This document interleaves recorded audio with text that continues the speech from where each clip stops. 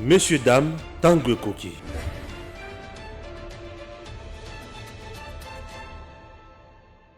Chers compatriotes, Mbote Nabino, de partout, vous allez Kolanda Biso, Tozane Sengo Malam, Pays Belé, Kozala Liboso Nabino, Pona Kolebela Obeka Kamakambo Yamboka. Au moment où je vous parle, Paul Kagame, Azana Kati, il y a comme menacé la République démocratique du Congo à lobby de gré ou de force, na Koya, Ko Lukanati, sa insécurité, Azana Kati, à Est, à RDC, pour Ezali Konyo Kolabiso, Ezali Ko insécuriser Biso. Toali Komituna. Qu'est-ce qui se passe? Le président Félix Tshisekedi a-t-il étouffé le plan machiavélique qui a Paul Kagame?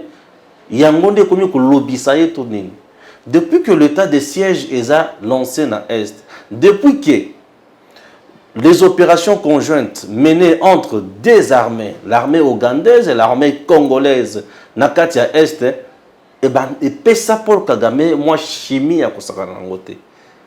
Aujourd'hui, est-ce que l'intérêt à Rwanda est mis à mal dans l'Est RDC ou quoi? Bande ko balandi to kota na mozindo ya likamboana poto yeba nini esengeli tosala. Chers compatriotes, ce n'est pas tout. Bato alobi ningi ba pekisi Zoé Kabila akende na Afrique du Sud bipa inde kona yazali et komi kozongisa biso obe kaka na régime moko ya kala ya dictature. Le président Félix Tshisekedi na bato na ye bakomi kosala makambo ya mabe bali kobanga nini wana ezali oyo bato bali koloba. Mais toyoki lisusu kuna na Sénat mbutu ebimi ezalaki toyoki ba sénateur so bazaki cité na makambo oyo ya ko bebisa ko sala complot ya ko déstabiliser l'institution matata ponyo abimi na gauche, Evariste Boshab na droite, Sami Badibanga kuna. Mais toyoki komona ba sénateur basali déclaration na bango makambo nyo so na bolandaki yango pe bomoni yango très bien na chaîne na bino. Alors tozo mekasiko kokota na mozindo avec pasteur Geli toyoka lecture des faits naye na makambo mansoana poto yeba nini esengeli tosala.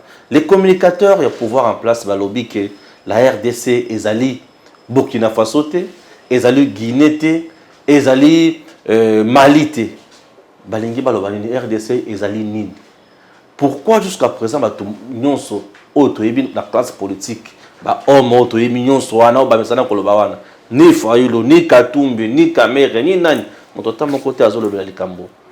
Azo dénoncer le Kambo, Italie coup d'état, to Italie, ko insécuriser, ko déstabiliser l'institution en Mboka. Ce sont des choses qui nous intéressent. Biso to côté la kakawana, to ko lobana mozindo poto e banini ya kosala pomboka na biso et sengeli kendeli poso.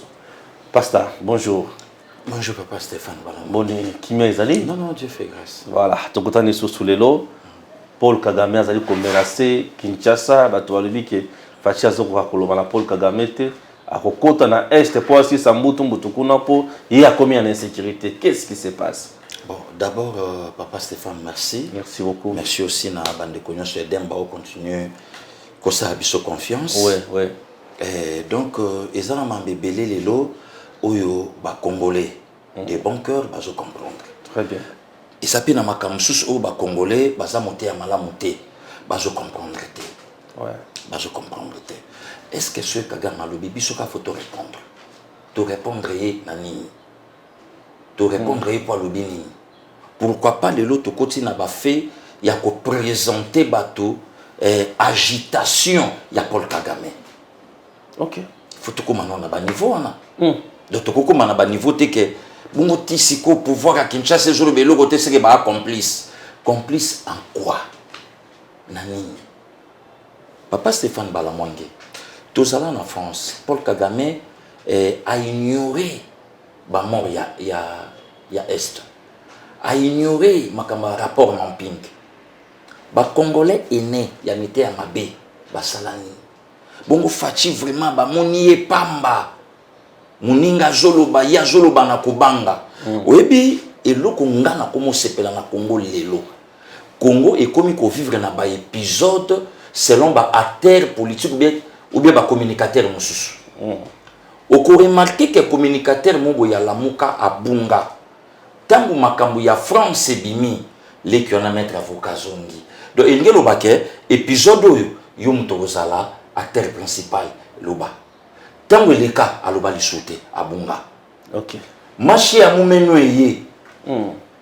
baluki lisu mutu moko ko jouer pièce wana malamu babimisi communicateur moko tanga lobi esili azongi na ye lelo oyo mususu abunga na bassin azaki shooter bepse me yo po uliaka mbongo pamba oloba te mikolo cha makelele mikolo banda kofinga ndeko Israël mikolo banda ko combattre ye puisque na yango nde bango bazofutama.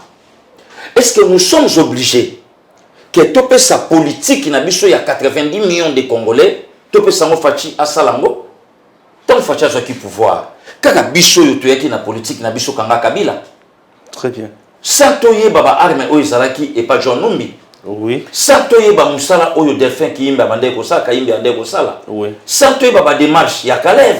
Oui. Santoye ba morgue na ndaku ya mutu morgue. Santoye ba yango. Bon, pourquoi tolinga ki toko sa fachi na autoroute na vitesse oyo sengela kite ya kotanango tonga to zala apelelo. Combien de Congolais to bandai kolobake kanga parlement panza yango patati patata tonga to koma wapi? Non, moi je crois que mokonza mboka tangwa je qui pouvoir na ye alobaka na biso loko moko important.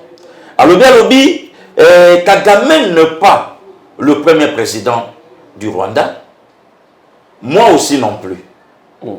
Après Bisso, Bamsou Baroya, puisqu'avant Bisso, Bamsou Alaki, Pasteur Bizimongo Azalaki, Juvenal Abiyarimana Azalaka, na Rwanda, Joseph Kasavubu Azalaka, wa Kabila Azalaki, Maréchal Mobutu, aujourd'hui Félix Antoine, Tshisekedi Tshilombo.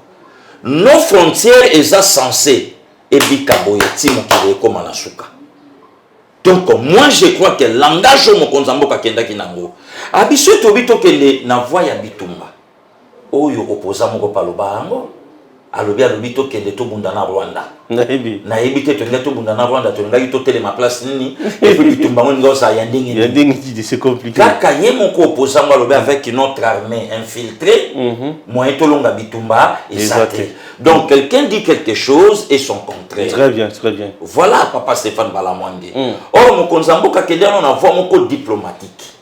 Est-ce que Batubazo Mitunate, pourquoi agitation à Paul Kagame? Ah, pourquoi agitation à Paul Kagame? Même à coup, na bango ya or production na bango ya or les anacé. Bien sûr. Combien de Congolais babeta li solo ya or oyo Rwanda za même pas producteur na yango?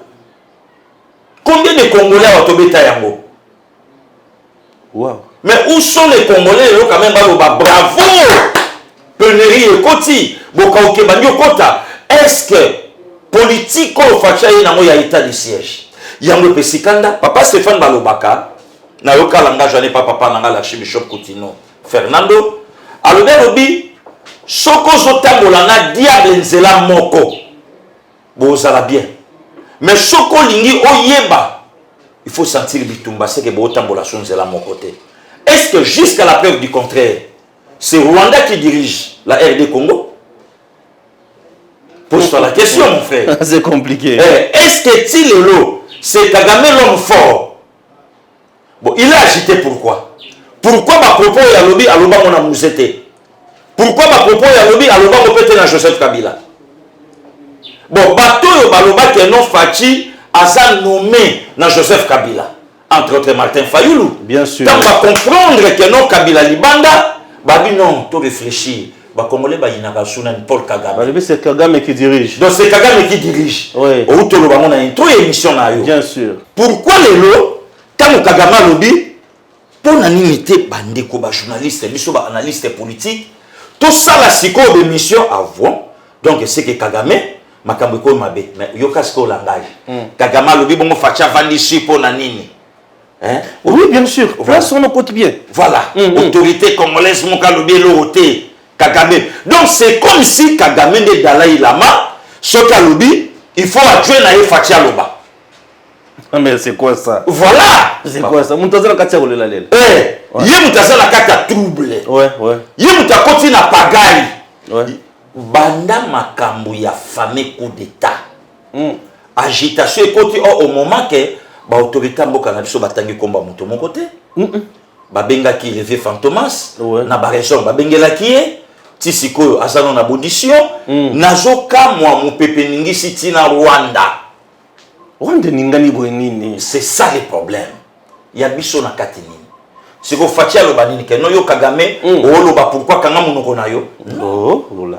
Alobi, ça langage payé. Et Pexi Moutomogota, le Pexi Moutomogota levé. Voilà. Et papa Stéphane. Parce qu'aujourd'hui, tant Kagame le doit comprendre que la milice, au Yaye, au Bazana Congo, le doit commis insécurité contre Rwanda, tout le 18 ans après le régime de Kabila. Mouzé à Salaka, point de presse après coup d'état raté à 2 août 1998. Alors, Galobi, je demandais à l'armée rwandaise de se retirer. Subitement, j'ai vu mon ministre des Affaires étrangères en train de plier ses valises. Moussa Lobi, je lui ai posé la question, tu vas où? Ah bien non, je me sens l'insécurité. L'anda nuance abamo, je me sens à l'insécurité. Notre armée se retire. Moussa dit, mais non, c'est pas votre armée, c'est l'armée rwandaise. Du coup, accueilli. Moussa Lobi, après je me raconte, nous étions infiltrés jusqu'au sommet de l'État. Au sommet de l'État. Ouais. Là, c'est Laurent Désiré Kabila. Bon, les lorsiko yotango bagitation ba makambo nyonso et salami. C'est normal aussi. Oyebi papa Stéphane Balamwange que ça la politique na un politicien ah ça passe hein. Et ça passe. Ah il faut ça la peine. Moto ya botami na yango. Il faut ça. Donc aluka kende dans na Kagame na voix ya kosolola. Rappelle-toi ba rencontre ya ba Paul Kagame. Bien sûr. Ya ba Yuri Kaguta. Ya ba Lorenzo même ko basala tuna est kuna. Na est ba yakate. Ouais. Oye pesaka visioconférence. Tout ça makambo belé. Kaka bato ba oloba lelo facha répondre ye. Bango pe kaka bato ba loba ki lobi. Or facha monaï que voix moko ya kenon malamu to kenon to solo là. To kenon to solo là. Au moment que to kenon solo là, nazo zo contrôle armée. Au moment que to kenon ko solo là, nazo yeba ki e ki. Très bien. Au moment que na kenon ko solo là, to yeba ba contrat, ba makambo ba est et salama ndenge nini. Et le konezo sala ke bitumbe silate. Banani basa ba hauteur ya ba makambo est. En fait donc c'était ça. Et aujourd'hui, Paul Kagame place à Lumba qui gouanaye labo. Allez comprendre que non va déplacer. Oh, mais je te dis, papa Stéphane. Va déplacer. Va déplacer fétiche. Oh là. Donc c'est que ngana opola. Ngana opola. Oyebi, papa Stéphane Balamonge, faut ça la lecture de G. Bande ko baolanda biso. Félix est au pouvoir aujourd'hui 3 ans, mais a occupé ma fonction dans l'organisme ma casse Afrique. Ouais. Et la publicité est meilleur dirigeant africain. Ouais. Allez-y comprendre un peu, papa Stéphane. Meilleur dirigeant africain. Angela Merkel a levé le moment très important, c'est que l'Afrique manquait. Pas le Congo, mais c'est que l'Afrique manquait. Un président, dans le niveau, il y a Félix Antoine Tshisekedi. On n'a jamais même cité Kagame. Voilà. Macron a lobby, c'est du jamais vu. Au renversé majorité. Oyo batunyo so balobai que non Félix na 5 ans oyo passi. Au renversant même pas un coup de feu en l'air. Allons travailler mon cher. Tout kia to to ke do ça tout ka makamba pa pamba. Mutu mo kandi mangote. Ko booster Kabila na kiti ko chaye na se. Batu belé bangi mangote. Et lelo Kagame est en sali la réaction na ngai pasteur Kili. Na analyse na la politique. D'abord bravo na chef de l'État. Bravo. Puisque nyoka oya vanda na libusu to boaka ba maya bouchate. Tango to cheka ka mulinga nyoka bimise moto, c'est que loko to betse simbi. Très bien. Donc et loko salami. Batu baza na bango à l'aise. Très à l'aise. Tokola la tokola mukate anera lo balobi non voilà. En tout cas siko ba fait bimi batu balek non. Et ça musala aner. Aner osa musala na ye. Bien sûr. Batika siko papa Jean-Claude Boukassa. Ndenga koti ya simbi ba fait total la siko ndenge ni makambo et kokende. Très bien. Donc tous la te batu bazelake, tous la siko batanga batu. Papa Stéphane, ou to tangela biso ba kombo ya quelques sénateurs na intro émission. Avant to koma kuna na tuna no mutuna moko sho Kagame lisusu. Merci. Puisque biso tuna to ke to kota na muzindo papa. OK. Au Uganda alobi bato o baza epai na bino bauta epai na nga bazo menacer nga po bauti ko beta eloko moko epai na nga ebomi ebuki. OK. Bato balobi ah OK c'est bon. Mende naza wana na yepoto sangana to kota na muzindo ya bato wana to bengana bango. Bato nyonso bamoni tu trouver que c'est normal il faut abengana bato wana. Mais Kagame to yokite epai na ye ke babeti. Babeti eloko moko te epai na ye. Mais ye moko alobi non bazo semer insécurité. Ya on a tourné utakala on a durant 18 ans. Bato wana manda ko semer insécurité te. Kaka au moment où fachi. Babeti bango na état de siège. Ba bouger ba pion. Ndesi ko insécurité ko tukuna. Ba bouger ba pion na ye. Et papa Stéphane, bato ba kangi mission to sano le 11 février 2022. Ouais. Règne à Paul Kagame c'est comme ici. Règne à Paul Kagame. Pardon. Fin ya règne à Kagame. Ya Paul Kagame koti. Ah oui, oui. Et comme. Naolo bango. Ce qui paie à salaire année 2022. Ezana bokonzi. Ezana bomoyinaye. Tam sur le 31 décembre comme angote. Ce qui a salaire. Ce qui a salaire. Toi la zone menacée biso. Na lobi tant que chef de l'État, tant que mutunyon soyo vina yesu kaka. Ce qui Kagame salaire il y a aussi Mbaka Congo. Pour aussi n'est pas ngoté. Mais ce qui a salaire na pouvoir naye, na bomoyi naye et au souk. Mais à l'objet, l'armée Maka s'est préparée pour la guerre, pour la victoire maman. Non, c'est pas un problème. C'est pas un problème. Entraîner la commissaire va jouer naye après 90 minutes. Ouais. Mutu moko ta yeba ike soko komi na Égypte na bati robi au gagné. Batu nyonso ba yebaki. Ouais. Que Sénégal n'a pas d'abord l'Égypte a ça on a pas donc à ça on a bon gardien et puis à ça on a pas bon tireur mais à ça titre bien sûr à Zangi titre voilà maintenant tu répondre à mon coup c'est la Rwanda a kanisate a koko kapete bah tu peux pas kanisate que kimia ya Félix les a lâcheté très bien bah tu pas kanisate que silence na ye ne a Zangi loko akoloba a se préparer ya okoma mokonzi. OK. Pe ayeba ki ba défi au Congo et Sanango. Merci. Vous comprenez papa? Très bien, très bien. Voilà. Donc oyo bato bazo kanisa. Oyo bato bazo ninga tokota na ba blague na bango ba mauvais goût. Tokota na ngote. Tokota na ngote. Bato yo ba chaka devoir à domicile. Renverser majorité ton mayo, ba renverser majorité bandima pekate. Très bien. Et là on sous c'est le Rwanda qui dirige ou c'est Kagame ou c'est la Kagame. Baolobate. Parce que ce qui Kagame a dirigé Baolobate. Ce qui Kagame a dirigé Congo. Ndenge nini ako tweeter pour alobake bolinga te nakoya. Yo muto dirige. Kota malamu. Yaka te ozalaka. Kota malamu te ozalaka. Yo muto dirige. Ozalaka déjà. Mais si kota malamu. Kota malamu. Mais pourquoi comme vous menacez? Vous menacez nani? Voilà. Donc aujourd'hui, voilà c'est quoi papa Stéphane Balamwangi. Oh yoka iloba na ngata kulutu docteur Maele. Ah, le docteur Maele. Alobi alobi, on est tout kuta na kata na Congo, tout kuta na kate. Ouais. Ba Betty Sarkozy ba gifler na ba Marine Le Pen ba réagir. On ne peut pas gifler la France. Pas la personne de Sarkozy. Opposante na lobby France. Macron, Macron pardon. On ne peut pas gifler la France, pas Macron. On a une opposante. Opposante. Mais ah, il faut y habiter. À Kolobate. Katoum y habiter. On est talibangote. Ba yebike, bazo bundisa Congo. Batu nyonso wana basangani bazo bundisa nde Congo. Donc nisika to kutana na Congo, nisika to sangana na Congo, Congo eza ya bangote. Même ata problème à condamner coup d'état, et talibangote. Bango basa te. Bango basa au service ya batu. Basa au service ya mutu. Basa au service ya mboka moko. Oyo bango basa. Papa c'est fantôme tali solo. Tovandi le 5 février coup d'été Simbi. Tobeti li solo c'est Simbi. Puisque le 5 février 2022 na mokile ozo basouté. Tobeti li solo le 5 février 2022 coup d'été Simbi. Vous pensez que Martin Fayulu mtokene na RTNC? Non.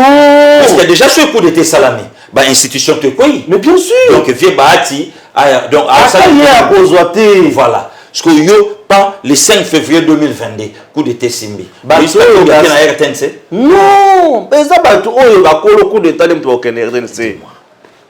Parce que place nga passé Guilin a ebisaka bato non, baza au service ya moto. Et il n'y aura même plus l'élection en 2023. Et kozala te. Exemple. Oui. Na ebisa bandeko ba Hollande biso. Le solo la guerre à 7 mois na Brazzaville. Ah oui. Est-ce que est-ce que le babeta sur le solo élection en Brazzaville? Non, Bandavi a joué le 25e année. Sans compter, oui. Depuis le 5 février 79, à joué pouvoir. Si a écouté comme on a 92 à Paulina Lissouba dans l'élection, et ça là déjà une affaire il y a si je ne m'abuse pas 13 ans. Ouais. 4 ans à renverser Lissouba, a joué en Golelo 25 ans à ça. Quand comme bien même empereur. Si on va bien en société. Le fait chocho. De ba comme bien empereur. Il y a moins de des lectures de G. Oyo ba yinya Congo. Bazala ki na mopo na mboka oyo. Oyo bita on a lobaka soutenons Fafri. C'est notre sang, c'est notre frère. Et ça la slogan, et ça l'engagement prophétique. Oyo ebima na résonant mote na calcula ya mote ebima. Pona nini? Et ça kakaye batu nyonso moni bazo bunda wana makilate. Maché ya mumenu te. Non. Bokila lokondo te e fapekato. Mpangi plus mpangi te. Bakuya kuya. Je te dis papa Stéphane, objectif na bamwezani. Il faut qu'on pas minérer pesati. Oui, qu'on pas minérer. Rwanda ko silikandeni ni bazokanga une quarantaine ya ba camion ya minene. Ezokende kuna. Ezokende. Rwanda ko fâché tendengeni ni kope opiate. Donc l'économie est quittée. Économie quittée, c'est clair bazolo bango partout.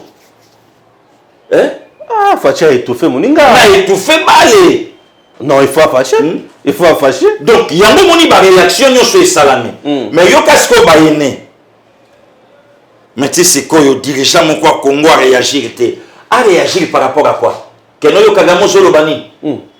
Que non yo Paul Kagame ke bana yo? Non. Est-ce que tant Paul Kagame wangana ki likamba rapport mapping? Est-ce que na Kagame de falandi mango? Pas une question de rapport mapping. Donc c'est lui l'auteur. Mais bien sûr. Bien sûr. On y a mettre avocat awa. Banda ka épisode là ici la songa pas vanda. Ba uluka ce épisode muso ba lobana mais yo pe kendete. Olia ka mbonga pa. OK no sani. Donc on se comprend. Donc yango wana. Tant ndeko na biso Israël sango mokonzi. Anyati ba terre tout.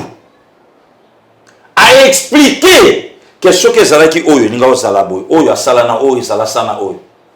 Bazoni na laboratoire batu babima yo po liambo mapamba ça fait tant lobité to yoka ko alaki maladie sko zonga beta nyata est-ce que makambo nde ko lobi alobi mabete donc il faut comprendre que place richesse ya laki abondance zalaki sécheresse comme kota alors le ko le comme kota yango moni ba réaction o nyoshe comme salama Fachi n'est pas musée je vais passer sur le Rwanda et le bon Dieu va regretter de m'avoir créé moi musée. Non.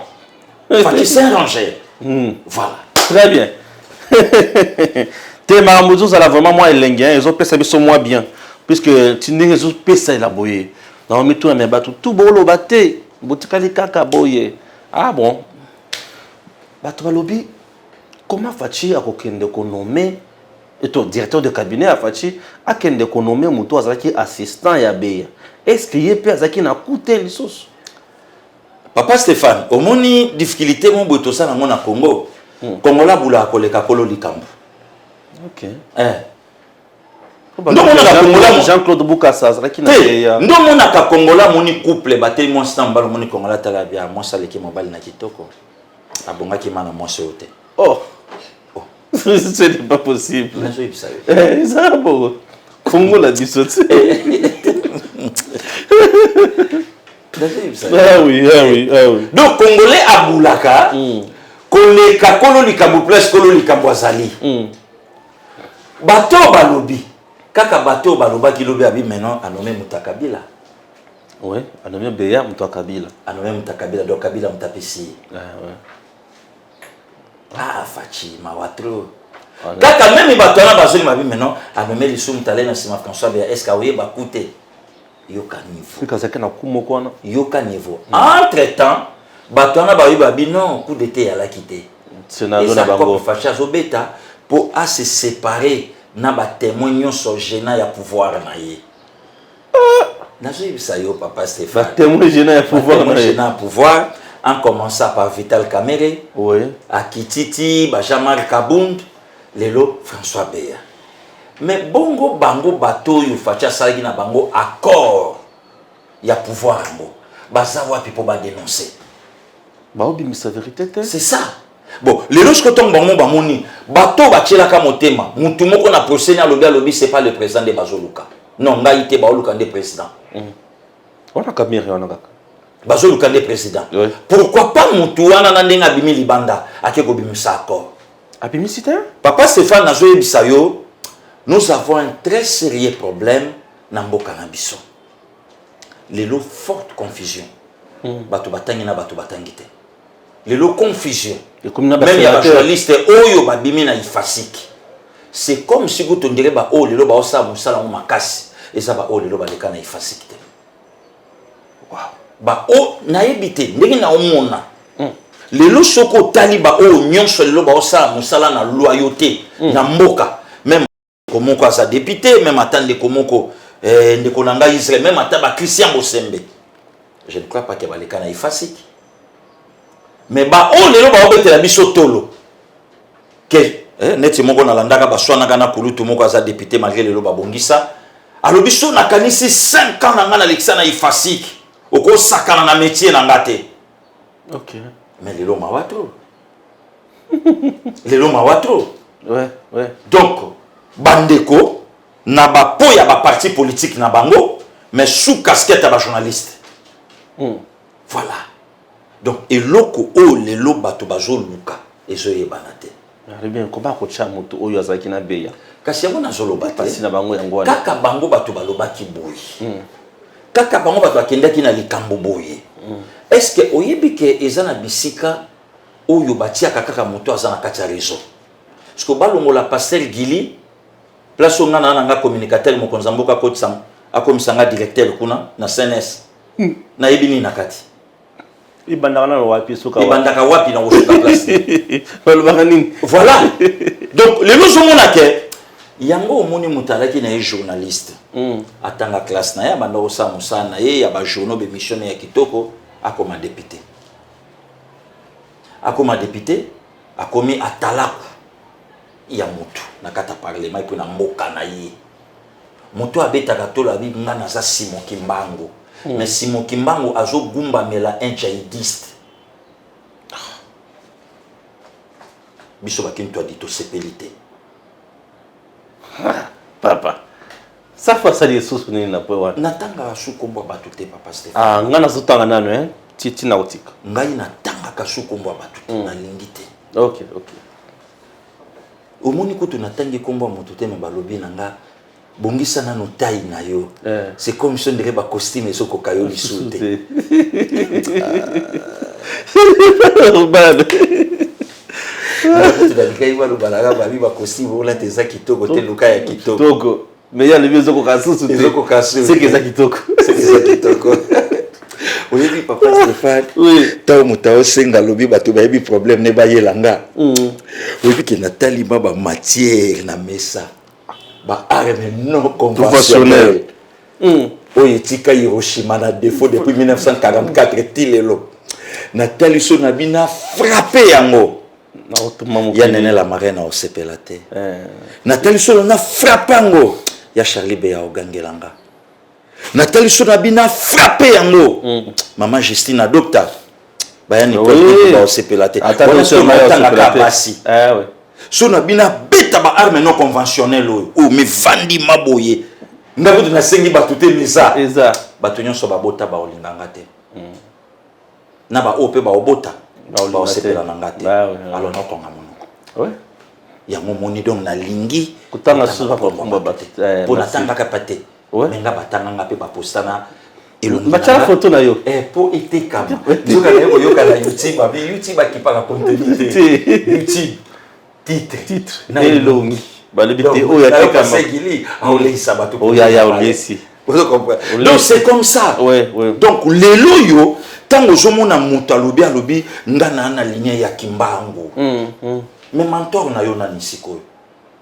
Mentor yo zo bondela jihadiste. Judaïste. Oui. Mais kimbango na bango ba yo kanate? Pas tout en athée. Pas tout en athée. Voilà encore la contradiction. Ouais, ouais. Donc oh les loyaux zo mona que non. C'est non, il faut jouer en bien. Allez, bima kuna kende loba. Puisque chokolobi, au moyen quelque chose. Très bien. C'est quoi bato bakele son musika? Ngana zaka na makambo battre. Ngai musana nga ezana ba makambo battre. Ba ke musika balobi mais tozongi sur la dictature ya kusakana te. Comment expliquer moninga zo sala voyage na ye? Ake ne kotala ndeko na ye. Bino bo pekisi na aéroport bo kangi bozongisi. Bon, papa Stéphane, c'est Zaki Zoyo Kabila. Na lobby difficulté zali tolobaka makambo tokutana na katite. La fois passée opposanga même question na moto mosusu lelo ye pas apeka na sima ya ZBD na sima ya jihadiste. Ba confisquer passeport diplomatique na na aéroport. Oui, oui. Benanga mbango na tongo tunanga question. Na yebisa ngabi papa Stéphane Balamwange.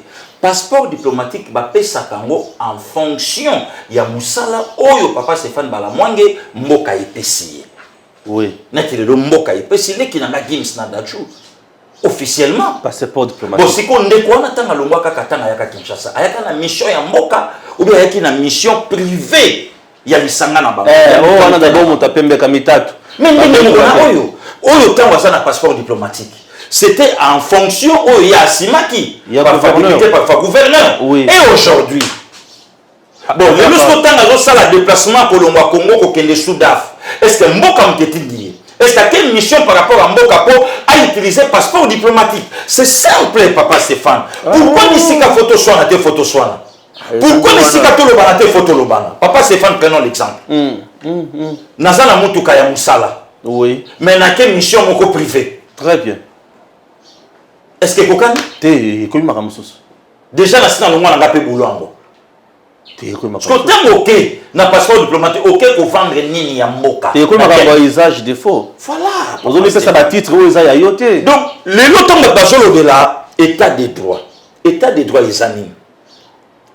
Il y a qu'à rendre justice. Et c'est qu'à Omabe ça, la Kenga le bani, je passé qu'il y a ça là que le comment Omabe, les lots état des droits peut qu'on a que boloko. Ça fait aussi partie de l'état des droits. Oui. Et bimisape mutumoko na makala. Et bimisape libanda. Na isika o makambe kende la kite po ya kende makala. Ça fait aussi partie de l'état des droits. Bien sûr. Bon, les lorsqu'on mabe et zawapi. Tango ba bengi passeport babi mais non. Yo ke boy. Ok makambo na yo nande kono so pa kende la yango. Mais ok na passeport ok na ngo wapi. O isa passeport ba pesa kango ba toyo ba osamusa na mboka. Yozo salani. Yozo sani le mboka. Mabe? Non. Voilà, papa Stéphane. Non. Hein? Ah oui. Tu es place à mon estime. Bon. Pourquoi les lots, il faut tout le bas? Na et l'eau koyo to koyi kolobate. Ah oui, oui, oui. Pourquoi? Oui. Voilà. Et les autres ça moi passe. Na gobanga. Et puis et là comme il faut comprendre que nyonso c'est Félix. Donc Félix encore les lots Fachi a commis sujet. Donc ce que tagi kombo na été na YouTube au talamate. Ce que manque respect na Fachi na YouTube au talamate. Comment ça? Ce que beti li solo ya IDPST. Ah oui. Ah wana yeba. Ya mona beti la li solo. Même ata mutami benga le président élu. A sali voyage na Grand Équateur, mutabeti li solo na ngwazate. Tu es mutabeti li solo te? Voilà, même na bateau ya ye ka komba Fachi na monoko. Bala kisi sur la tour de contrôle. Il y a des bails. Voilà. Il y a le quoi, les lots d'ondé, Marie Cécile qui t'a le bananga, le lobby. Parce que lui, tu es une marque déposée. Ouais. Donc, les lots, il faut monter tcha et l'onginayo pour talama. Oh, on a frappé moto. Non, ça n'a pas besoin de l'onginayo. Que n'attend comment moto n'est pas tanga comme bonanga. Pas toi ou là. Donc, non, ça n'est l'onginangote. Ok, tu as eu ça. Abouza marque. De faut monter le belayo. Il faut monter poster yo. Il y a un moment où on a même atteint la chaîne Moussoussou, on a vu sur YouTube. Nazala quitté, et Nazate, Cheka Ilongi Namba. Na Combo. Et permettre Nini. Mototango, on a passé Gili, à côté de Koti, Mbalamoko, Vie. Donc moi Joe Biden côté wana Sukangonda écoute. On se comprend. Donc c'est comme ça. Ndenge moko na Félix Antoine Tshisekedi Tshilombo. Donc les lois à marque déposé. Oyo ba chaîne na YouTube ezolia. A fingi na plateau maboko libana le 26 Borekoti. Na kombo mutu. Na kombo mutu a fingi ye, a critiqué ye mais loko ekoti. A fouti studio, a fouti palin, moi et loko pe. Ba petit pe ba autant. Très bien. Donc le lo fo moko boy ba biloko mususu papa Stéphane de tous zapaka na biso. Tous zappé oui, tous zappé. Les solo ya ba sénateur. Ba sénateur va saluer déclaration na bango pour na ke bango baza toujours derrière le président de la République qui va soutenir les institutions toujours yamboka. Mais tu vois qui va sénateur mususu bazo la. Nani atandi kombo na bango. Mutu atandi kombo na bango c'est quoi papa mais mutu ye moko azo la oh batara ki so to zaki na réunion boye. Qui se sent touché connaît l'affaire. Bien sûr. Nani atangi kombo na bango. Ah ouais. Nani alobi ke na ku wana ba sénateur bazalaki. Tous de la véridique à l'heure. Yo continue na sete oyo ki atamo lote. Tout baza agité pourquoi? Te mais le comment nous doit ça palpite bazala l'aise palpite za makasi nde. Na lobi mutu nyonso azala na poste na ye ya musala communiquer c'est bimaki.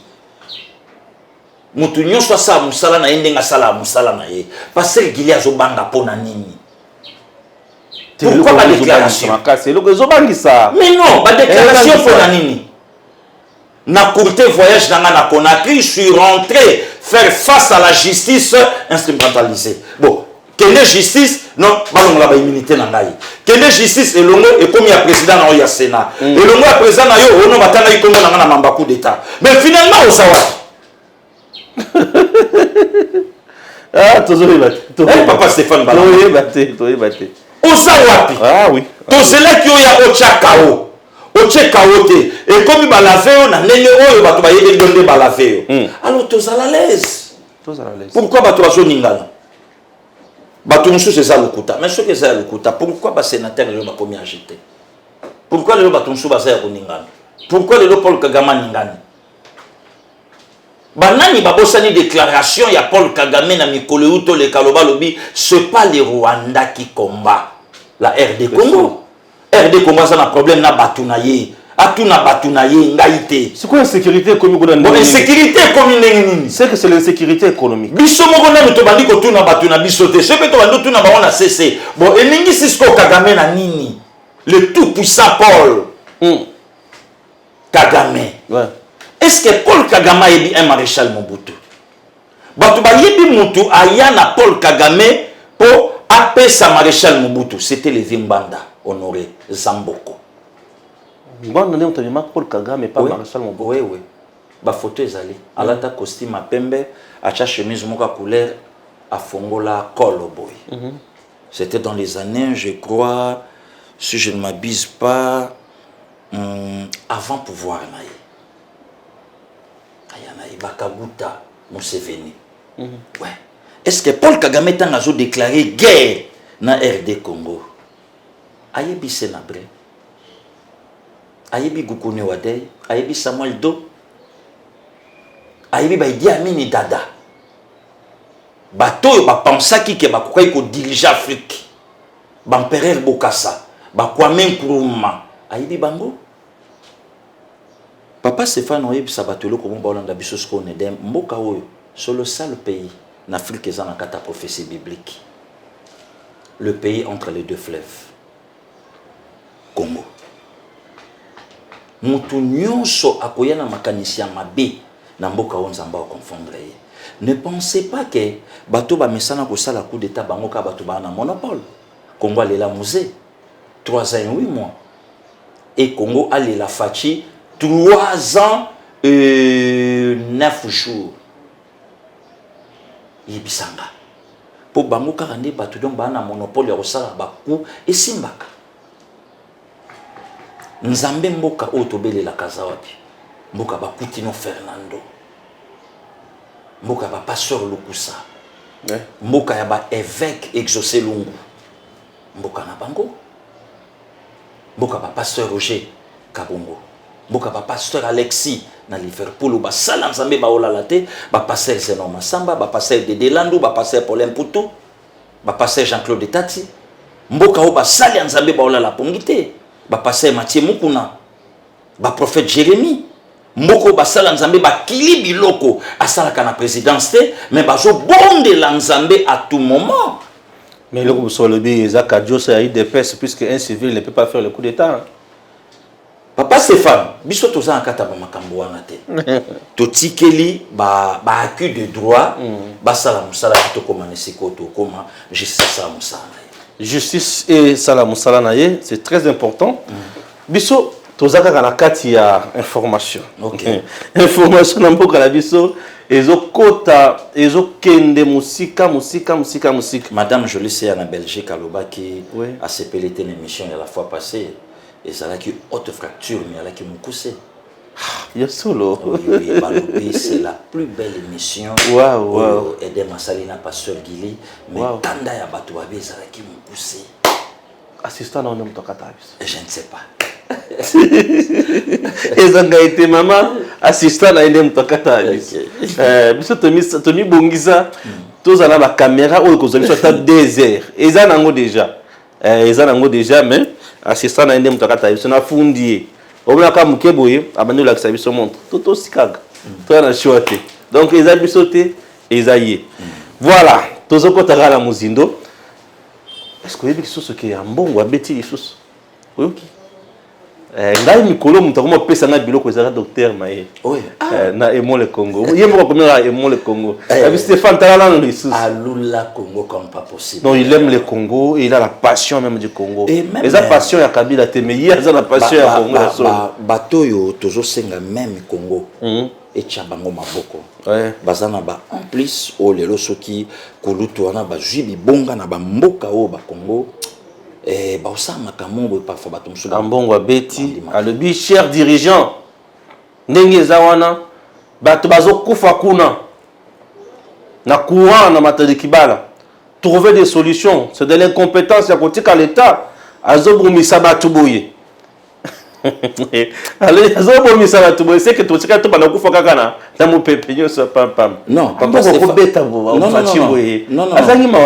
non papa Stéphane dans la vie il y a 2 fois ceux qui mutazangelo kwa koloba mutazangelo kwa kusala oye bimaka liboso ya la ridicule so moi je crois que démarche à cardinal Ambongo et toi l'église catholique bison surtout en fait au kolakuna pour au la communion dimanche samedi na après-midi et alaki na confession na ebité liboso ici là oye pasango bandio senga bolimbisi o bandio senga pardon na salaki boye na yibaki na tambolaki nekobo yango na yo limbisa ngai tout ça wana sangwa ko yebisa yo masumu na yo malimbisami kolo Yesu ayamba losambo na yo bazima ya obénite Mama Sainte Maria abatela yo eyenga lobi okula nzoto ya Yesu na kimia. Mais est-ce que cardinal Ambongo asengaki na couple oyo ya a déclaré officiellement que na ko accompagner bino bo compter sur nga? Est-ce que asengaki bango que peuple congolais balela kapona bino bo senga peuple pardon tout sur la malimbe tout ça Stéphane oui est-ce que azwa kitan wana que busenga peuple pardon hôpital onga na yemona awa ba matériel yo tuni lulenge ya matériel e yaki ndenge na conteneur ba répondre yo pe e yaki ya mobimba est-ce que appareil ya ndenge wana na mama ye mwezali fika tuna bango bongo fala tuna bango. Ouais. Et loko bosali lelo tokende na zo ni ya manini ya malonga za na zo papa na kimukolo nanga na moni girafe na San City na Afrique du Sud na kimukolo na ngai na moni lion na Afrique du Sud na kimukolo na ngai na moni antilope komona na misubu na moni na nzoka na Congo ape bazana bango ezana bato bazana mais eza siko ya bato ya privé na zo ya Kinshasa totika na museri kete na nyao voilà exacté sikoyo place wana ya bato moye biso tokende eza te. Or place oyo tokokai komema bana na biso eza na zolo. Eza na muselekete na nyao. Ndi place muselekete na nyao basali. Kende kuna kuta muselekete na nyao. Lion banda oli matembele lion akufa déjà. Lion akufa déjà. Babana oli se lion matembele. Lion attaqué puisque paswa ki opportunité. Ba bengi ndi place ndaka cloué bango. Quelle contradiction l'église catholique. Prédécesseur à l'obi ba médiocre dégage. Toza na prison, il y a ciel ouvert. Successeur à l'obi, non, vous êtes encore de jeunes. Mon salaud, vous salue dans 20 ans, vous pourrez continuer. Vous salue même 30 ans. Vous bandez en lelote. Nous avons fait battre la bino. Vraiment, vous comptez sur un gars. N'a pas prière, n'a accompagné bino. Au moment que bango église catholique, bakabona ki na couple wana, balinga ki shu bangote, couple wana bakima ki église catholique, babi ba messe na biso toke na biso na centenaire na protestant na mission. Bakende ki na bango na mission. Ndi bisika babalana. Ndi sika makambo salama. Babalana na mission. Pourquoi pas non basala ka mariage écuménique. Pourquoi pas cardinal Ambongo a pensé qu'il peut na collègue na pasteur Ekofo. Akima wana sese couple o ya lobi kwa accompagner. Akima Ekofo akima na ngai. Pourquoi pas ebisa ki bango bo bandana na busenga peuple pardon. Opulence to moni. Wa opulence au cardinal a critiqué qui le pouvoir en place dans Notre-Dame. Mais so yo tate pisco pasali o yo lobi. Keboye. Mais so ki biso nso to kokufa po to zamba dirigeant mabe. Mais ya koza la cardinal na biso ba wey. Puisque des milliers de Congolais ba kufi na pouvoir à 18 ans. Ye cardinal na bango. Natanga ka confrère na yo Frank Ngike. Wow. Le 3 novembre 2005 na Monsinaé. Basala ki nini po ba mériter o lelo ba mérita. Wana kutu bakufi na catastrophe naturelle. Mais Frank Ngike ba kotela ba beta masasi na yena mwasi bakufa bana batikala bitike. Tate Episcopo akanisi bangote. Tate Episcopo akanisi bato bakufi na matadiki bala. Nazo papa Stéphane Balambo. Ya wana. Oyebi mikolo na ozwa ba enseignement mo ya makasi. Prof alobi na nga lobi tala so ba beti yo question. Avant que na makamsu banda non ko répondre à la question na epenga collé. Na bisiko ofe, il faut le baquer, il faut aloba yemo ke na lobaka na moto ala na matoi. Ayo kaka. Malimbe papa Stéphane. OK, c'est bon. Pourquoi pas tate Episcopo yebisa ki couple wana? Est-ce que bosi bokani sa famille ya Armand Tongulu? Oyo batu nyonso na 24 novembre en face à maison Schengen, ba mona ndenge bozwa ye bokenda na ye. Pende kwa bunga tilelo. Akinda wapi yo? Pourquoi pas tate Episcopo moto na Nzambe a joué rôle ya prophète Nathan devant David. Alobani. Alobi roi David vaillant héros. Et ça le kola mutu moko. Azana bibole na ye kama san. Alors tata moko aleka ne bole moko. Siko ya linga lamba. E bola boma. Atindi basali na ye bakende kaka kozwa. Oya azana bole moko. Nde baboma yeme oya azana ngo kama. Roi David a télémé le prophète Nathan lobi me moto na zawa pi pesanga ye. Ne prophète Nathan ebise me motango ezali yo. Ozana basi kama. Mais eloko ni netinjo okende kozwa kaka mwasi moko oyo iri azana ye po bomisa moto na ye. Le roi David alobini. Roi David alili. Ndeseka koyaki na mabila bando sala repentance. Pourquoi pas? Ambongo n'a pas fait ça. Ambongo a soit qui courage ya kosalango. Oh biso tozaba imitateur ya Christ. Pourquoi pas tata Ambongo asali makambo Yesu asalaki na Zakayo Zaché na français. Zongisa na biloko ya bato. Tangu Zakayo azongisi yoka parole ya Christ. Le salut est entré dans cette maison. Penkola Solia Siko na ye. Ok. Pour la nini, au sali déjà, où est Sengelaki. Moi, je ne crois pas que Tate puisque Ponenga Kenda qui en a melaki maïté. Ali a quitté. Joe Biden. Enveloppe à Joe Biden. Avant enveloppe à Joe Biden, pourquoi pas à salir dimanche tant que serviteur de Dieu. À Sala au Christ à Sala qui n'a sachet. Oui. À Sala au Nathan le prophète à Sala qui n'a roi David. Pourquoi pas Sala qui a moté. Mais le lot, Ozolinga o se faire serviteur, c'est la honte pour la République. C'est la honte. C'est la honte. Le lot, tout le monde qui ngakati en live pour la première fois na cardinal. Est-ce que si Laurent Mosengo passe à l'ali, à cela qui choix malamu? Ah. Il n'y a pas que nous célébrer ton anniversaire. Il y a un logo Tozoloba. Est-ce que les lois, c'est qu'un prêtre et l'église sainte catholique, Bafandi, les lois sommité. Pourquoi pas les cardinals en bon qui courage à Kolobabi, vous devez demander pardon à la première dame de l'évangile du Congo, Bishop Emi Koutino, na oyo régime na bino et sala na mobali na ye.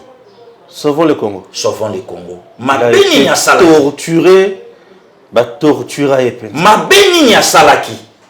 Ya sola abana uteka minduki. Bakangana minduki. Ebima bongo. Azaki na minduki. Bazo beta bakesi. Bazo beta. Et mon anate. Voilà pour na kokosela l'apôtre de l'évangile makambo. Kazana minduki. Azana minduki. Pourquoi pas Cardinal Ambongo avant jeter la mémoire. Il y a pasteur Lukusa na Lubumbashi oza mutakwa wana oyebi muta expliquer biso makambo na pasteur Makoloko Tambola oya koma e communicateur kuna naebe ye muta expliquer biso ye muta ebisa biso na télé ye muta loba pourquoi pas pasteur Ambongo a eu courage wana te ya koyebisa lokola ye muta eu occasion wana pona nini te mais lelo a eu courage. Il y a qu'à cracher sur le peuple congolais. Il y a qu'à le banabanga bomona qui bamo mabe pamba bazana bango bien. Bazonga la bango. Il y a qu'à le bomona qui bamo mabe pamba kuba sadilanga kuba dilanga. Et si ka basala qui place ba julili mbongo na bango. Wana suka jebi sa peuple ya bino nini zuwa nini na bango. Ouais. Motema likundu na bino na bango ya nini. Yo pe soko za makasi mama Denise yiba. Yo pe fachi soko za makasi yiba na accompagner yo. Tu as ma confiance. Osana soutien na. Yo pe toni moi bakasa di soko za makasi yiba. Nicolas Kazadi soko za makasi yiba. Ngai na ko accompagner yo. Ki ba yo kataka place wana ochake yo baki ba yiba accompagner yo. Oh toyebi. Yiba. Pona nini? Ngai na soutenaka bato ba yibi samba zongisa biloko, samba demander pardon. Voilà. Voilà le bref. Oui. Mais c'est quoi ça que chuter à lobby? Bato ba kufi kuna na matadiki bala batiki ba onkaka boyo ba au régime ya ba konzi ya ndenge nini. Iko kwa beti eso yango. Merci beaucoup. Papa Stéphane, tango betaki régime ozo vivre en opulence to ngana ki to kanisaki. Mais lelo batu nyonso ba yebi ke Cardinal Ambongo, c'est lui le chef de file de l'opposition.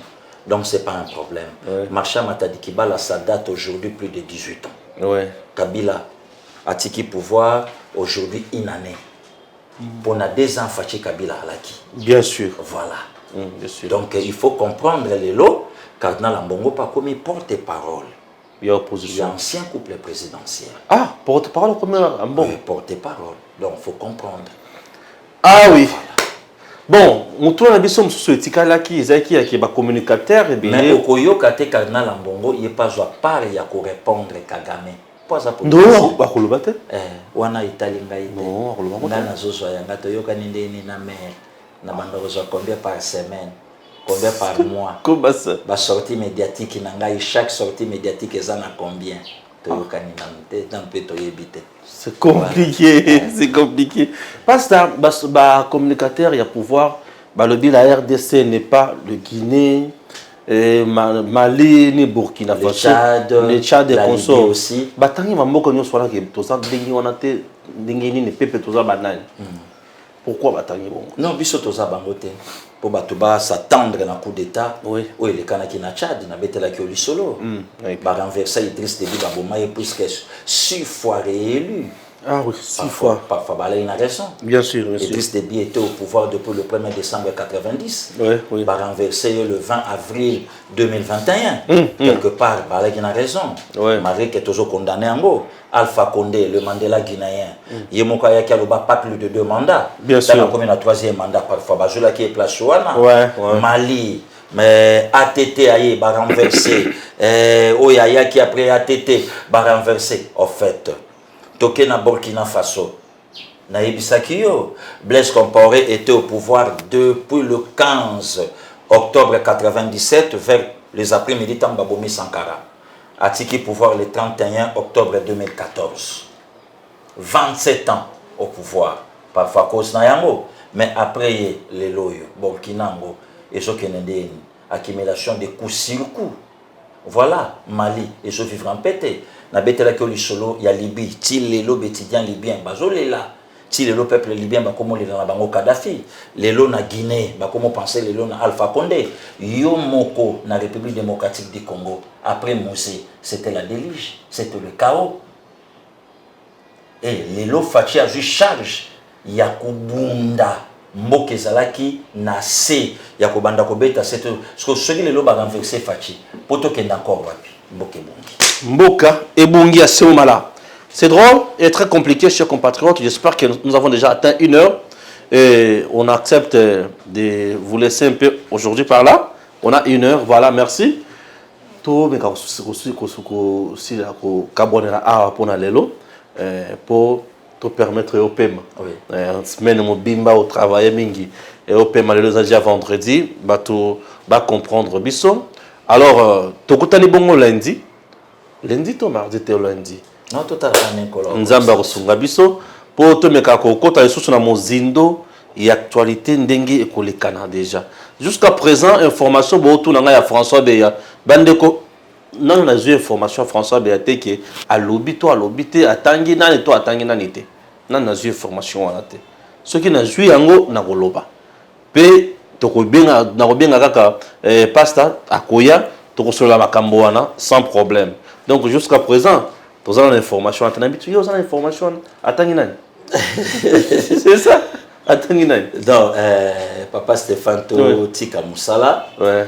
Depuis continuer à soutenir l'institution. Président de la République, c'est ce qui nous intéresse. Voilà, et puis tu continuer à soutenir la distinguée première dame. Ouais, ouais. Naebi, moi, mon caractère à première dame, elle est vraiment choquée. Au moni bato yo bakola kozanga baboti lokola bala distinguer première dame balaka na moi choc moko ezalaka permanent na âme na bango et sika ba sentiment nyonso evandaka yango soko remarquer ba action mingi première dame asalaka na fondation otale longi na ye azalaka musika kotangisama ya misute et puis ndenge na monelaka ye akokarama ko affronter ba choc te on dirait mikanisaka ndenge ye moko akola yango omoni fondation tango ye ko créer yango tala objectif à fondation na ye kosunga bano bazotanga bazanga baboti te tolandaka ye na excellence ya lobi a s'inspiraka na oyo uti oleka atala ndeko na biso moko azwaki diplôme na ye asisi classe na likolo malongoli toge na ye aye kozipa mama na ye na nzoto. Et ça qui un message très très fort pour la première dame. Atali a le bien bon. Donc et ça ba maman msou ba so boko la ba na bango na bonga mapa. Pas ici. Alors ngai pe Denise Nyakero Tshisekedi naza na mbongote. Naza affairiste te. Naza na société te. Ailleurs dans la société te na somba ka biloko te pona ya kote. Donc comme dans la société naza ba hôpitaux ba beteli solo ba bizambe. Na niveau na yo luka osala ta fondation comme ça. Tu vas soutenir yo ozwa bano yo bazo silisa ozwa bango en charge batanga voilà musala oya mikotisi na yango pona kosunga bana o babimi na ba famille pauvre baosala ba plus de 80 mon après examen d'état à 4 classes des fondations jui peut-être ça bana bongo nde batu ya bongo lelo baza soutenir même atana tate episcopo même na merci que bano lelo ba otanga na États-Unis bano lelo ba otanga awa bano lelo bazotanga na ba Europe que après 5-10 ans to komona ya komi mutu mais verbe ne kozala ni tete la fondation première dame de Léona komi boité pour nabime na mama te kaka panga nabime na mama te kaka mapa nde batu ya bongo lelo mboka ezolinga echali komba na motema nde ba distinguer première dame nde bato lelo mboka ezolinga ezokisa bato lelo mboka ezolinga efuta en monnaie de singe non donc la distinguer première dame et son mari baza vraiment na soutien na biso baza na tate episcopoté non biso to soutenir votre président makambo donc baza vraiment na soutien na biso oh lelo biso ba congolais biso ba congomani tozo bondela pona bango nzamba pesa bango mikolomike na sena moy souci au baza nango vision oyo mwasi na mbali baza nango pona mboka na bango ekende liboso na bakisa muke j'ai toujours soutenu la première dame na point nini vous savez mboka nyonso et bongaka à la longue na boyebi le savoir pour le savoir il faut koyeba bisika ya kozwa yango dans notre pays tozana savoir mais ba mboka ebele lelo ya poto ya mikili misusu ezana boyebi oyo biso toana yango te vie monde de l'ondine ezana kati ya ko évoluer vous imaginez même de François Baza bato bakendaka kotanga na ba bourse ya l'état et consort les gens comme de Noël Tchani bakendaka kotanga na ba bourse mais tala mitu na bango zomona penza ki maïl ezali et consort bon François bien jusqu'à présent je me réserve ya kolwa oyo à salité. Mais dis-moi le porte-parole du président à l'Obaki il y a des indices sérieux et culpabilité. Yemokunda ibelu kwa lobby, ils ont tellement makasi na libité d'indices sérieux et culpabilité wana ezanine. Mokolo ba kobimisa yango to koyeba. Mais souci na ezanine. Première dame azozo bato pour kabela bango mbongo te. Azana ngo pété. Azana ngo te. Azozo bato pour aller sa bango bangombe te. Et après azo kabela bango maputa te. Azo somela bango basaki ya soki ya loso te. Mais azui bana atindi bokende kotanga. Et bana bazokende kotanga pour na bonheur ya Congo. Tout à fait. Tala mutu oyo azotonga Congo. Tala mutu oyo alingi Congo. Yeni mutu azana kati ensemble ya aimons le Congo. Da yo siko telemo la biso Nina, tolia Nina. Yo so la biso Nina. Nina poto ke na iwapi. Po ona lia kilobi aleka Nina. Obe ona kolia pelobi ezaka Nina. Ce n'est pas donc possible. Donc ezana daje lo baka na lingala la kisanga koloba mbisi. Nesika opiangai. Ozo kabelanga pona nini? La kisanga eloko singana sala. Donc première dame albi bokende. Botanga po boya ko sunga ekolo. Bana wana bakotanga na ba domaine na ba domaine. Admettons que moi na moko aya waza ingénieur na matière ya bâtiment. Akotonga biso loko moko ya somo ah. Moi na moko aya waza ingénieur na makambo ya courant ya maille consort ko sala biso makambo kitoko. Moko azongi ya waza soki spécialiste toki ya nini. Mboka na biso ko kende liboso et ko sala makambo mutuye.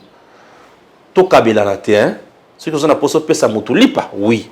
Mais ceux qui ont la chance ya ko sala pour mutu azwa musala pesa mutu nde musala pour Congo ebik. Chers compatriotes, je ne cesserai jamais de le dire. Namkananga kalamambuji botonga yango. Ce qui botongi kalamambuji et kokende na frontière ya Angola et ko songa biso mingi. Bandeko totika bandeko ya kananga te nzala eleki kuna. Nzala na cadre nini? Ya kolia ezanango. Fufu pondu likayabu na kananga eza. Rouler yango facilement. Mais bato se développera pe na commerce. Bako se épanouissera pe na makambo mususu. Bako kona biso banda ko vivre na pêche na cueillette na élevage na bilanga. Mais mokila lelo komi makambo ya échange, ba commerce makambo mususu. Tosunga province ya Kasai centrale et kozala malamu mingi. Le même problème aux na kati ya Kasai centrale dans la province nyonso. Tosunga bato bazonga simate. Olobi ke ya tonga Congo ya sala makambo minene na Congo banda bakabola ba Congo la kisanga ville o ya tonga Au lobby que y a sala minene na Congo, banda ba kabola ba province comme 26. Bola kisanga banzela ya Tonga. Bon lui que y a sala misala ya danger. Mon mari travaille dans l'ombre, oui, il travaillait pour Congo comme Nambongo, topo ya comme Nambongo. Naningina kota suna makambo wana te. Nzambe apambola fachi, Nzambe apambola RDC, mboka na biso kendeli boso. Na sambe la Nzambe apambola fachi pour na nini? Po azala makanisa obongisa Congo. Po Congo soki ebongi, bana nanga ba kubonga. Ngai na kubonga. Bande ko nanga ba kubonga. Tala na avantage na ngai. Ba Congolais ba kubonga. Tele singo nanga. Ah. Nzala posa bato na bana okabela bato te. Biso nyoso to bonga. Soki yo moko bongi, sache très bien que au créer insécurité pour na yo moko les sous. Ba kokotela, o tsepa ko bare, yo na venir mutu saka na mbongo. Bato to ayewana. Ba kotola ba mana libanga na nzela. Oh, salut ton nom. Pardon. Oh, salut ton nom. Pardon. À très bientôt. Merci.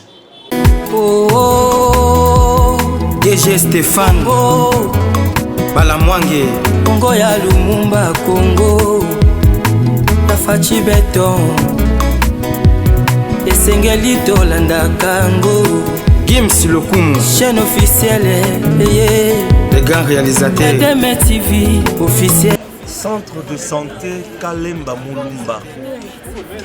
Vous recevez combien d'enfants ou combien de personnes par jour ici? Ça dépend de la période. Hein. Oui. Pour cette fois-ci, on reçoit 5 cas par jour. 5 cas par jour de malades. 5 à 6 cas, ça dépend de la période. Et vos actions, quel genre de maladie souvent vous fréquentez ici? Nous traitons la malaria, nous traitons le cas de diarrhée, le cas de malnutrition, le cas de VIH. Surtout le VIH, on a beaucoup de cas. Ici? Oui, ici au centre, on a beaucoup de cas. Nous traitons les infections respiratoires aiguës. S'il y a d'autres maladies associées, les infections urinaires et les IST, on traite aussi ces cas-là. Après les atrocités de Kamona Sapo, combien de gens avez-vous traité ici? On a traité beaucoup de cas. On a traité beaucoup de cas. Si vous voulez avoir des preuves, allez-y chez la Fondation Kadima, vous allez trouver ces cas. Vous avez traité beaucoup de cas. Plus quel genre de cas?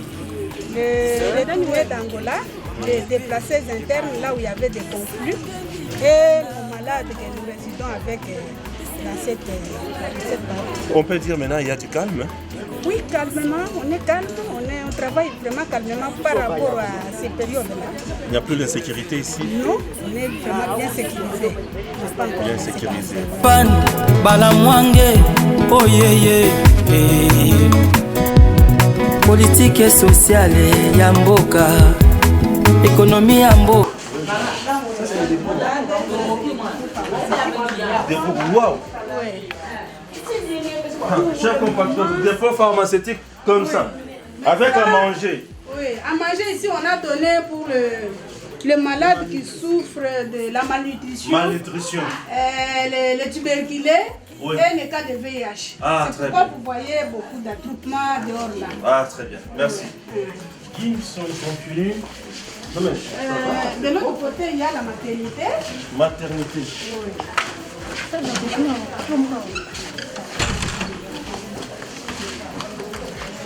Ça, c'est les post-partum vraiment immédiats. C'est quoi complètement? Post-partum immédiat. Ça joue deux rôles.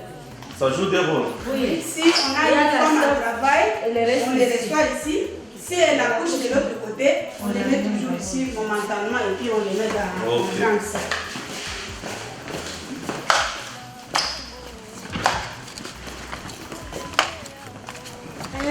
Ici, c'est la salle commune pour la maternité.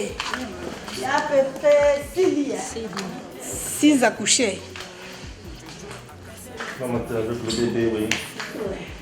On ne prend pas le bébé. Non, c'est ça le problème.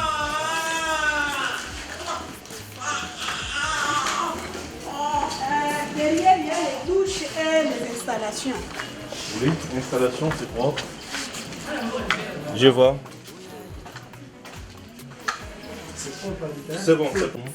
On utilise cette sterne pour servir les accouchés et les malades. Et de l'autre côté, il y a l'incinérateur et les trous à ordures pour mettre les déchets. Quand on brûle les histoires, les cendres qui restent, nous mettons à la lettre à notre profil. Avez-vous des difficultés? Vous demandez aussi l'appui des partenaires? Oui, pour le moment, on n'a pas les forages. Les salles que nous, on a, pour le moment, ça ne suffit pas. Si on peut peut-être agrandir pour les accoucher et pour les malades. Et aussi le nombre de lits. Nombre de lits aussi. Les microscopes, ça ne fonctionne. Les laboratoires, ça ne fonctionne pas. Oui. Nous utilisons uniquement les tests de diagnostic rapide. Oui. Pour la maladie, seulement ça. D'autres maladies, s'il y a des examens à faire, on réfère à l'hôpital. Ok. Ça, c'est la salle des malades. Hein? Oui, c'est vrai, c'est vrai. Salle des malades. Voilà, ça passe comme ça, chers compatriotes. Vous voyez que vous êtes sur Redem TV officiel. Et cet hôpital, nous sommes précisément dans la commune de Nganza. Nganza, c'est là où il y a eu des atrocités. Il y a comme un pour Yaboun. Boma Batumingi et consorts. Après le déplacement, il y a eu beaucoup de gens qui sont rentrés ici. Et ce centre de santé a besoin de vos appuis, a besoin des lits.